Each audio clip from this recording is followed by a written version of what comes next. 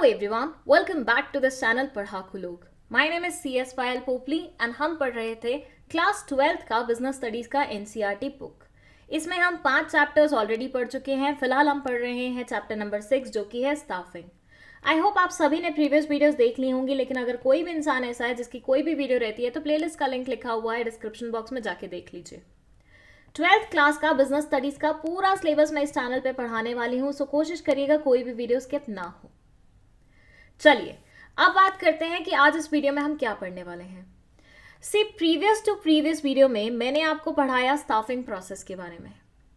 इस प्रोसेस में 3rd number पे आता था एक स्टेप जिसको हम बोलते हैं सिलेक्शन. सिलेक्शन क्या होता है कि रिक्रूटमेंट के थ्रू जिन भी लोगों ने अप्लाई किया है आपकी ऑर्गेनाइजेशन में जॉब वैकेंसी के लिए, अब आप फाइनली उनमें से एक इंसान को चूज कर रहे हैं और बना रहे हैं उसे अपना employ. So selection is nothing just selecting the right person from the lot और उसे अपना एम्प्लॉय बनाना. बट रियल क्वेश्चन यहाँ पे ये है कि हम सेलेक्ट करेंगे कैसे. मतलब कोई क्राइटेरिया है क्या सेलेक्ट करने का, या बस ऐसे ही मुंह उठा के किसी का चेहरा पसंद आया तो उसे हायर कर लिया. तो ऑब्वियसली ऐसा तो नहीं होगा, कुछ सोच समझ के ही हम करेंगे हमारा सिलेक्शन. तो आज इस वीडियो में हम यही समझने वाले हैं कि जब हमें सेलेक्ट करना होता है तो हम क्या प्रोसेस अपनाते हैं. तो इस प्रोसेस में काफी सारे स्टेप्स होने वाले हैं जिसे हम अच्छे से समझेंगे. रीजन बीइंग काफी सारी केस स्टडीज पूछी जाती हैं यहां से, ठीक है. तो हर एक स्टेप को बहुत ही ध्यान से सुनिएगा. चलिए फिर शुरू करते हैं. सबसे पहले ये सिलेक्शन के बारे में बोलते हैं कि selection is the process of identifying and choosing the best person out of the number of prospective candidates for the job. जितने भी लोग आए हैं जिन्होंने अप्लाई किया है, आप अब इनमें से वो बेस्ट इंसान को आइडेंटिफाई कर रहे हैं और चूज करके अपने यहाँ पे एम्प्लॉय हायर कर रहे हैं. प्रोसेस में फर्स्ट हमारा स्टेप है प्रिलिमिनरी स्क्रीनिंग, सेकेंड है सिलेक्शन टेस्ट, थर्ड है एम्प्लॉयमेंट इंटरव्यू, फिर है रेफरेंस एंड बैकग्राउंड चेक्स, फिर है सिलेक्शन डिसीजन, फिर है मेडिकल एग्जामिनेशन, फिर है job offer and then there is contract of employment. शुरुआत करेंगे हम प्रिलिमिनरी स्क्रीनिंग से. ये क्या बोलता है, देखो अब एक एग्जाम्पल लो. ऐसा मानो कि तुम्हारे यहाँ पे वैकेंसी थी, ठीक है. किस चीज की वैकेंसी थी? शेफ की वैकेंसी थी. ओके, तो तुम्हारा था एक बढ़िया सा रेस्टोरेंट जिसमें शेफ की आवश्यकता थी. तो तुमने ऐड डाली, तुमने लोगों को बोला आओ अप्लाई करो, हमारे यहाँ पे शेफ की रिक्वायरमेंट है. अब हुआ ऐसे कि पूरे 200 लोग आ गए इस वैकेंसी को देख के, बोले हमें ये पोजीशन चाहिए, हमें ये पोजीशन चाहिए, हमें ये पोजीशन चाहिए. और इनमें से कुछ तो ऐसे लोग थे जिनको सिर्फ मैगी बनाना आता था या सिर्फ चाय बनाना आता था और वो अपने आप को शेफ बोल रहे थे. मतलब सोच के देखो, 200 लोग आए हैं, मतलब इन 200 लोगों में से तुम्हें एक इंसान को चूज करना है जो कि अपने आप में एक बहुत बड़ा टास्क है. अब इन 200 में से कुछ तो ऐसे लोग आए हैं जिनको मैगी बनानी आती है, चाय बनानी आती है और वो अपने आप को शेफ बुला रहे हैं. मतलब शर्म ही नहीं आती बिल्कुल लोगों को. तो अब ऐसे अनवांटेड बिल्कुल मिसफिट लोगों को निकालने का जो सबसे पहला तरीका होता है वो होता है प्रिलिमिनरी स्क्रीनिंग. इस स्टेज पे आप जो बिल्कुल मिसफिट लोग होते हैं, जो आपकी वैकेंसी की रिक्वायरमेंट से बिल्कुल मैच नहीं खाते हैं, बस ऐसे ही मुंह उठा के आ गए हैं एक्सपीरियंस के लिए, या बस वो लोग खाली थे, फ्री थे तो उनको टाइम पास करना था, आप उन्हें निकालने का काम करते हैं स्टेज पे. आप सिर्फ उन्हीं सीरियस कैंडिडेट्स को जो कि एक्चुअली आपकी जॉब वैकेंसी की रिक्वायरमेंट को क्वालिफाई करते हैं, उनको आगे लेके जाते हैं इस स्टेप से. सो प्रिलिमिनरी स्क्रीनिंग में ये बोलते हैं कि मैनेजर एलिमिनेट करता है अनक्वालिफाइड और अनफिट जॉब सीकर्स को. मतलब ऐसे लोग जो कि क्वालिफिकेशंस नहीं रखते हैं आपकी जॉब वैकेंसी वाली, या फिर बिल्कुल मिसफिट होते हैं, अनफिट होते हैं, उनको निकाल के साइड कर देते हैं, रिजेक्ट कर देते हैं.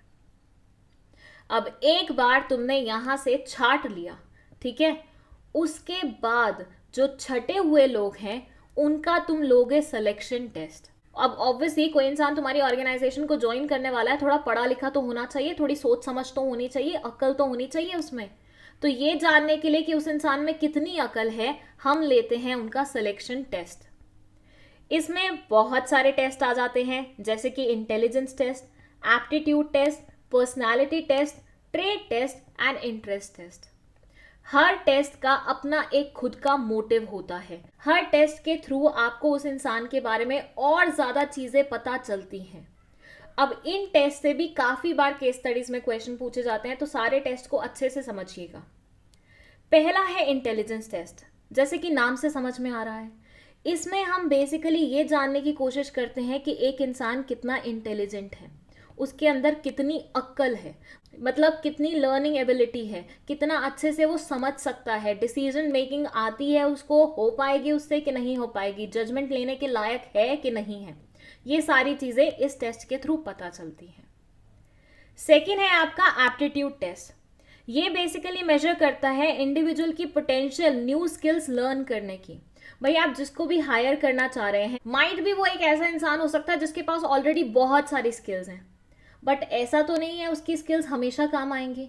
नई नई स्किल्स आती रहती हैं एग्जिस्टेंस में। अब मान लीजिए आपने जिस इंसान को हायर किया है वो नई स्किल्स सीखना ही नहीं चाहता, बहुत ही एडमेंट है कि मेरे को जितना आता है मैं उतने में संतुष्ट हूँ, मैं उतने में खुश हूँ, मेरे को नई स्किल्स चाहिए ही नहीं।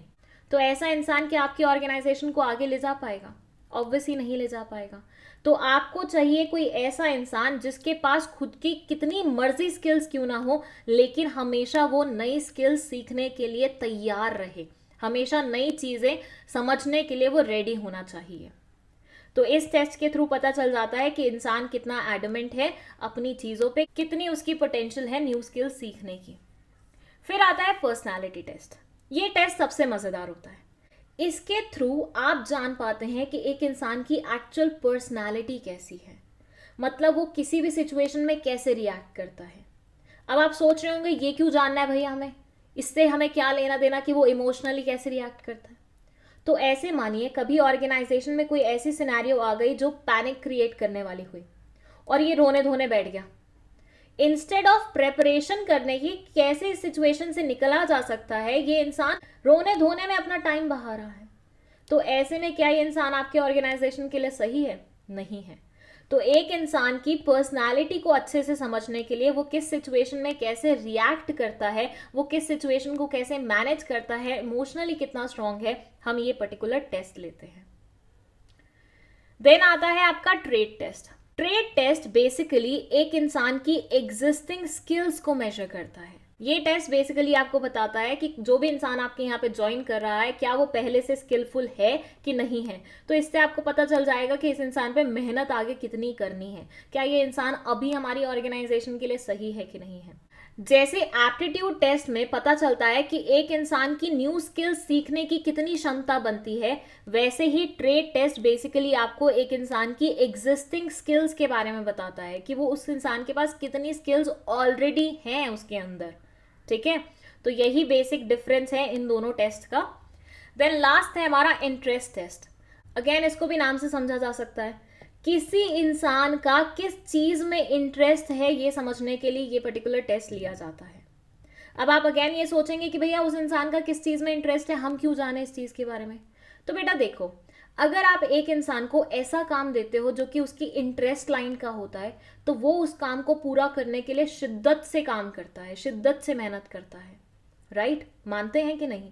तो अगर हमें पता चल जाए उसका इंटरेस्ट कहाँ लाई करता है, तो हमारे लिए थोड़ा सा इजी हो जाएगा उसको काम असाइन करना। तो इस टेस्ट की मदद से हम किसी भी पर्सन का इंटरेस्ट जान सकते हैं। ये थे आपके 5 सिलेक्शन टेस्ट। ये लिए जाते हैं ताकि एक इंसान को और बहुत अच्छे तरीके से समझा जा सके, और एक बार ये ले लिया तो नेक्स्ट फिर हम उनसे मिलते हैं फेस टू फेस।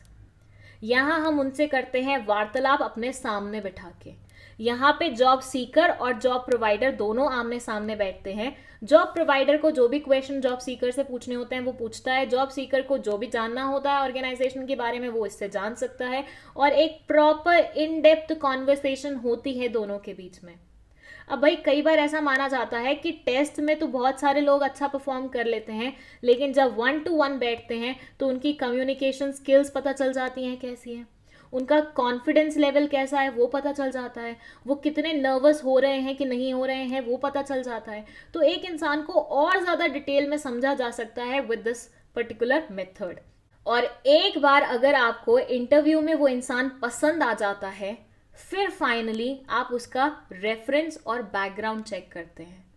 अब ये क्या है? इसमें बेसिकली आप उस इंसान की प्रीवियस लाइफ के बारे में जानने की कोशिश करते हो। वो कहाँ से आ रहा है, किनके साथ पहले काम करता था, जिनके साथ पहले काम करता था उनका क्या कहना है इस इंसान के बारे में, प्रीवियस ऑर्गेनाइजेशन क्यों छोड़ी, वहाँ के लोगों का क्या बोलना है, वहाँ के बॉस का इसके बारे में क्या बोलना है। ये सारी चीज़ें आप यहाँ पे चेक करते हो। ये इसलिए किया जाता है क्योंकि माइट भी हो सकता है आप किसी को हायर कर लो ये सोच समझ के कि भैया इंटेलिजेंट है, अच्छा है, स्किलफुल है, ऐसा है वैसा है, और तुम्हें कल पता चले कि ये तो क्रिमिनल मेंटालिटी का था, ये तो पिछली पास्ट लाइफ में मर्डर वर्डर करके आया हुआ है, 10 चीजें और करके आया हुआ है, अपने ऑर्गेनाइजेशन में लड़ भिड़ जाता था, बॉस को थप्पड़ मार दिया था। तो ये सब चीज़ें तो सही नहीं है ना, क्योंकि जो वो पास्ट में कर चुका है वो फ्यूचर में भी कर सकता है। तो ऐसे इंसान को क्या तुम हायर करना पसंद करोगे? ऑब्वियसली नहीं करोगे। तो रेफरेंस एंड बैकग्राउंड चेक में तुम उसकी पूरी जांच पड़ताल करते हो, प्रीवियस एम्प्लॉयर वगैरह से उसके बारे में जानते हो, कोई प्रिंसिपल था उसके कॉलेज का, टीचर्स थे, उनसे आप उसकी इन्फॉर्मेशन निकलवा सकते हो। एक बार ये भी कर लिया तुमने और तुम्हें थोड़ी संतुष्टि मिल गई कि हाँ इंसान बिल्कुल सही है, तो अब तुम फाइनली लेते हो सिलेक्शन डिसीजन। यहाँ तुमने जितने भी शॉर्टलिस्ट किए होते हैं लोग, उनमें से फाइनली तुम एक इंसान पे हाथ रखते हो कि हाँ ये मुझे पसंद आ गया है, ये सही फिट बैठ रहा है मेरी ऑर्गेनाइजेशन के, let's hire this person. But ये मत समझना कि ये लास्ट स्टेप है इस पर्टिकुलर प्रोसेस का, इसके बाद भी चीजें होती हैं। यस, सिलेक्शन डिसीजन लेने के बावजूद भी बहुत सारे और स्टेप्स आगे फॉलो करने पड़ते हैं आपको, जैसे कि मेडिकल एग्जामिनेशन। भाई तुम्हें तो इंसान पसंद आ गया है, तुमने तो उसे हायर करने के बारे में सोच लिया है, लेकिन एक बार तुमने इसे हायर किया और उसके बाद तुम्हें पता चला कि इसको तो बहुत ज्यादा बीमारियां हैं यार, ये तो हर अगले दिन बीमार हो जाता है, तो ऐसे में तो तुम्हारा काम बहुत ज्यादा सफर करेगा। इसलिए किसी भी इंसान को हायर करने से पहले उसका मेडिकल एग्जामिनेशन कराना आज की डेट में तो मैंडेटरी होता ही होता है। ये जानना कि वो मेडिकली फिट है, काम करने लायक है कि नहीं है, ये हम करते हैं इस पर्टिकुलर स्टेप में। एक बार मेडिकल एग्जामिनेशन हो गया और इंसान फिट निकल आया, उसके बाद फाइनली कंपनी उस इंसान को देती है जॉब ऑफर। मतलब कंपनी की तरफ से एक इनवाइट जाता है उस इंसान के पास जॉब ऑफर के नाम पे कि भैया हमें तो तुम पसंद आ गए हो, अब तुम बता दो तुम्हारी मर्जी क्या है। जैसे वो होता है ना शादी बिरादरी में कि लड़के वाले देखने आए, लड़के वालों ने हाँ कर दी, उसके बाद वो लड़की वालों से पूछते हैं कि हमने तो हाँ कर दी, अब तुम बता दो तुम्हारा क्या सोचना है। तो बिल्कुल ऐसा ही है, कंपनी वाले क्या है, लड़के वाले हैं, और इंसान जो जॉब सीकर है वो कौन है, लड़की वाला है। एक बार लड़के वालों ने हाँ बोल दी, उसके बाद वो जानना चाहते हैं कि लड़की का क्या कहना है, और एक बार लड़की ने भी हाँ बोल दी तो हो जाता है रिश्ता, and that is contract of employment. But उससे पहले वापस यहीं आ जाओ जॉब ऑफर पे। जॉब ऑफर में कुछ नहीं होता, एक बेसिकली लेटर जाता है अपॉइंटमेंट का, किसके पास, जॉब सीकर के पास, किसके थ्रू, कंपनी के थ्रू, जिसमें लिखा रहता है कि भाई हम तुम्हें अपॉइंट करने में इंटरेस्टेड हैं, ये चीजें हैं, तुम देख लो, एक बार तुम्हें जमता है तो तुम आ जाओ। एक बार सामने से जॉब सीकर ने भी हाँ बोल दिया, फिर दोनों पार्टीज के बीच में होता है कॉन्ट्रैक्ट एम्प्लॉयमेंट का, जिसमें ये दोनों सारी टर्म्स एंड कंडीशन एक पेपर पे उतार लेती हैं, दोनों जने साइन करती हैं, सो दैट कल अगर कोई भी डिस्प्यूट होता है इन दोनों के बीच में तो इनके पास एक एविडेंस हो कि देखो भैया हमने तो ऐसा डिसाइड किया था, ऐसा ही सही है। कभी हो सकता है ना कि जॉब सीकर बोले नहीं नहीं तुमने हायर करते वक्त तो मुझे इतनी सैलरी बोली थी, अब तुम इतनी बोल रहे हो, या तुमने ये टर्म्स बोली थी लेकिन अब तुम ये बोल रहे हो। तो उस टाइम पे जॉब प्रोवाइडर ये दिखा देगा कॉन्ट्रैक्ट जॉब सीकर को कि देखो ये सारी चीज़ें लिखी हुई हैं इसमें, तुमने पढ़ा क्यों नहीं था इसे अच्छे से, ये मेरे पास कंक्लूसिव एविडेंस है बेसिकली। सो ये सारी इन्फॉर्मेशन जो यहाँ पे मेंशन्ड है वो सारी रहती हैं मेंशन्ड एम्प्लॉयमेंट के कॉन्ट्रैक्ट में, और ये लिखित में होता है, दोनों पार्टी साइन करती हैं और दोनों के पास ये कंक्लूसिव एविडेंस के रूप में हमेशा रहता है। और यही था हमारा लास्ट स्टेप किसका, सिलेक्शन प्रोसेस का। चलिए अब शॉर्ट में रिवाइज कराऊं तो प्रिलिमिनरी स्क्रीनिंग में जो बिल्कुल वाहियात लोग होते हैं जिनका कोई लेना देना नहीं है जॉब वैकेंसी से, उनको निकालने का काम किया जाता है। जो बचे हुए लोग होते हैं उनका टेस्ट लिया जाता है उनको और अच्छे तरीके से समझने के लिए। एक बार जो टेस्ट में क्वालिफाई कर जाता है उसके बाद उसको 1 to 1 बिठा के उसका जॉब इंटरव्यू लिया जाता है और उसे अच्छे तरीके से समझा जाता है। एक बार यहाँ पे इंसान पसंद आ जाए फिर उसका बैकग्राउंड चेक किया जाता है कि कहाँ से आ रहा है, किस बैकग्राउंड का है कैसे नहीं है, और फिर फाइनली डिसीजन लिया जाता है कि हाँ ये इंसान हमें पसंद आ रहा है, इसको हम क्या कर रहे हैं, सेलेक्ट कर रहे हैं। जिस इंसान को तुम सेलेक्ट करते हो उसका मेडिकल एग्जामिनेशन कराते हो ताकि तुम्हें पता चल सके कि ये इंसान क्या मेडिकली फिट है कि नहीं है। कहीं इंसान वो बीमार हो तो फिर ये ना हो कि तुम्हारा काम सफ़र करे उसकी वजह से। मेडिकली फिट होने के बाद एक इंसान को जॉब ऑफर दिया जाता है, जिसमें कंपनी बेसिकली उसको एक अपनी तरफ से फॉर्मल तरीके से इनवाइट भेज रही होती है कि देखो हम तुम्हें हायर करने में इंटरेस्टेड हैं, क्या तुम इंटरेस्टेड हो। अगर सामने से भी हाँ हो जाती है तो उसके बाद दोनों ही पार्टीज के बीच में कॉन्ट्रैक्ट साइन किया जाता है। And that's it. I hope आपको ये पूरी प्रोसेस बहुत अच्छे तरीके से समझ में आई है। अगर कोई भी डाउट है आप कमेंट सेक्शन में पूछ सकते हैं। विद दैट, अगर आपको 12th क्लास के नोट्स चाहिए तो उसकी इंक्वायरी आप व्हाट्सएप पे कर सकते हैं। नोट्स पेड रहने वाले हैं। एंड वीडियो पसंद आई है तो लाइक का बटन दबा दीजिए, वीडियो को अपने दोस्तों के साथ शेयर कर लीजिए और चैनल को सब्सक्राइब करते हुए जाइएगा। That's it. Thank you so much for watching this video.